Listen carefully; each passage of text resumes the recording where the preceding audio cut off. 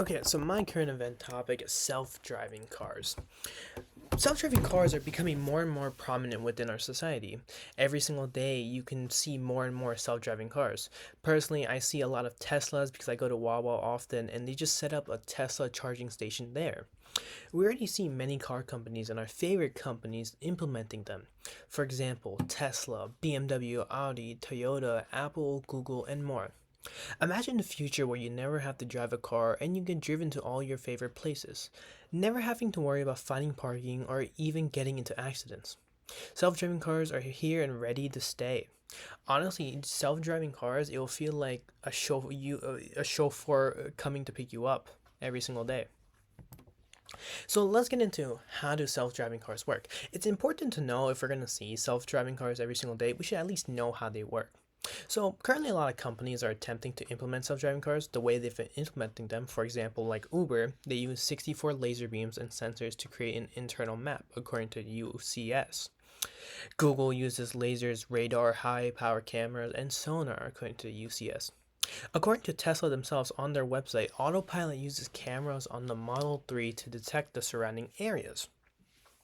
All that data and information is collected and then is plugged into their software that helps determine the right decision or path a car should take. This could be better known as their artificial intelligence system. Artificial intelligence for these self-driving cars are primarily broken into three different parts: predictive algorithms, deep learning, and machine learning. The difference really between deep learning and machine learning is one is like the brain that helps learn, while machine learning tries to figure things out. One's essentially a brain. There are different levels of self-driving cars and its future capabilities. There's level 0, which is no automation, completely under human control. This was more prominent like 5, 6, 7 years ago, but most cars you see nowadays are level 1 driving assistance, which are steering adjustments, cruise control, and automated braking systems. I currently have both cars, level 0 and level 1. I got the level 0 car in 2014 and I got the level 1 car in 2018. It became a standard at the time. So in a couple of years, it was a huge change already from one level to another. Then there's level 2 driving assistance. That's steering adjustments, cruise control, and automated braking systems, AI control. The driver must be aware. What's important to know about the level 2 system is it's the only legal version allowed on the road currently. No other self-driving level is allowed except that. When we go to level 3, it's autopilot or conditional. It can drive you anywhere you place as long as there's a person and they remain focused. Level 4 is high automation. Car can drive itself in only certain conditions. This is basically auto drive, but like you can go through all different terrains like mountains, rocky areas, sand. You basically need certain conditions. And level 5 is full automation, where car can drive in any terrain. It doesn't matter the situation. It could be hills, rocky areas, sand. It can drive through all of them. I think what's important to know is that so people look at Teslas and automatically think they're level 3 autopilot and conditionals because technically they can drive on places their own and require a person to be focused. But legally, Teslas are considered level 2. AI has control, but not as much as we think. Then there's self-driving cars intended consequence. The intended consequence of implementing self-driving cars is less accidents, safer driving. They also want to have self-driving cars so there's less traffic congestion. That meaning like, hey, more there'll be less cars on the road because you don't have to drive. According to Tom Raylan, a researcher at MIT, it's supposed to be a lot cheaper for self-driving cars. Also, according to Tom Raylan, a researcher at MIT, it's going to be faster and orderly.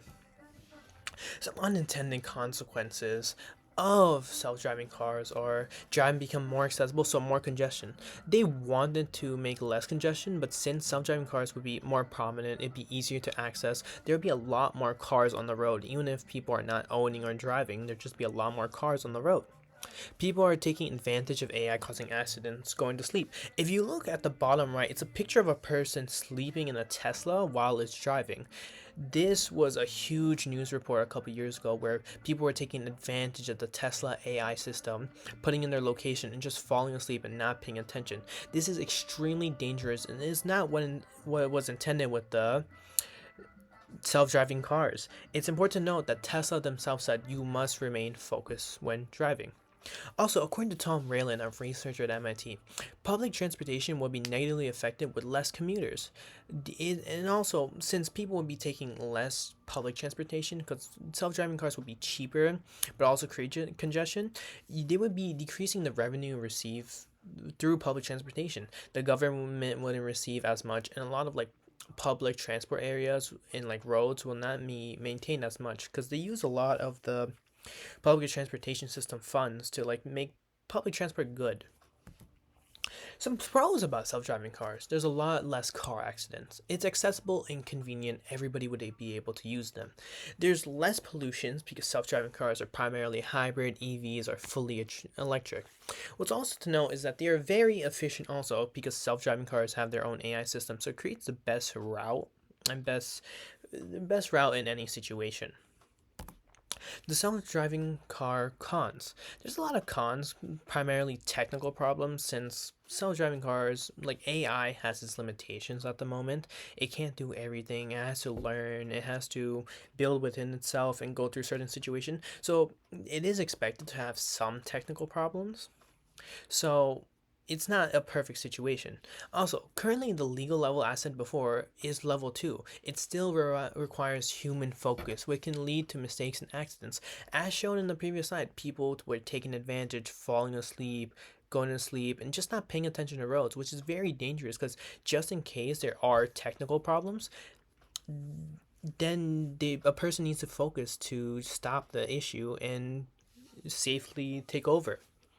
There's also another situation where there's not enough car chargers. I think you can use New Jersey as a great example. I said earlier when I go to Wawa, I would see Tesla charging stations, but I only see 7 or 6 of them. And even then, when I drive over, all of them are taken and there's still Teslas lining up to charge their own cars. I know people can put charging stations in their own home, but it's more about the situation of when you're driving on a long road and you need to charge your car. I feel like there's not enough car chargers. There'll be a lot of issues. People will be more stuck. And if we don't have enough chargers to accommodate these self-driving cars, then there'll be a lot of people stranded. Also, it's self-driving cars are potentially more pollution because you have to use lithium-ion batteries, and it's been proven that using lithium-ion batteries, and if it leaks, is actually pollutes the environment a lot more. And also the creation of lithium-ion batteries also pollute the environment. The self-driving cars have a lot of safety features. They have the normal car features as we know of: seat belts, carbon monoxide detector, and airbags. But I think the good features are automatic braking system front and rear. So when you're driving and someone comes out of nowhere or there's a car, it automatically brakes for you. And also when you're reversing, it senses the area and brakes for you. It's the same thing for the AVS. It's basically the pedestrian automatic braking system. Both of them are essentially the same thing, except one can focus on cars and people and objects, while one just focuses on primarily people. A huge thing is blind spot detection. A lot of people when driving forget to check their blind spot, so it's nice to have AI always sense the area so that you know if there's a car there, and there will be less accidents caused by people being in blind spots. There's also lane assisting. Basically, when lanes are changing and people are shifting over to someone else's lane, it would alert them, letting them know, hey, you're shifting lanes and you might crash into someone. There's also steering assistance. Whenever the line changes, the wheel will automatically adjust itself following the line. This should cause people to stay in their lanes and cause less accidents. Case study scenario. In the world of self-driving cars, the AI must be programmed to prioritize protecting either the occupants of the car or those outside the car.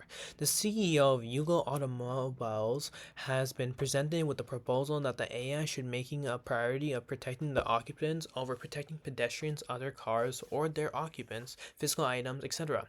One motivation to do this is that the occupants of the Yugo cars are the company's customers. The dilemma: is it ethical of the CEO to authorize the programming of the AI to prioritize protecting the occupants? This is my Works Cited page. Thank you for watching.